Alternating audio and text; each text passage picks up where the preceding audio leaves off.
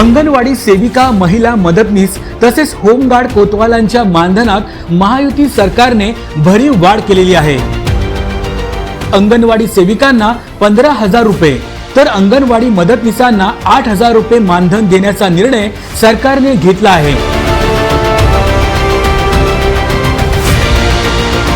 यामध्ये ज्या अंगणवाडी सेविका लाडकी बहीण योजनेचे अर्ज भरतील त्यांना प्रोत्साहन भत्ता देखील दिला जाणार आहे।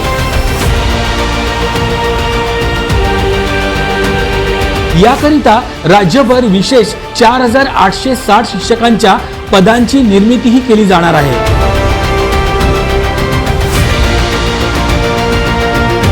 तर अंगणवाडी मदतनीसांना दरमहा 8,000 रुपये मानधन देण्याचा निर्णय झाला आहे।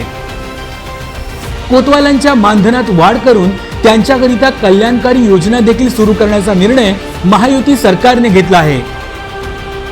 त्याशिवाय होमगार्ड आणि कोतवाल यांचा कामावर असताना मृत्यू झाल्यास त्यांच्या वारसांना अनुकंपा तत्वावर नोकरी देखील देण्यात येणार आहे।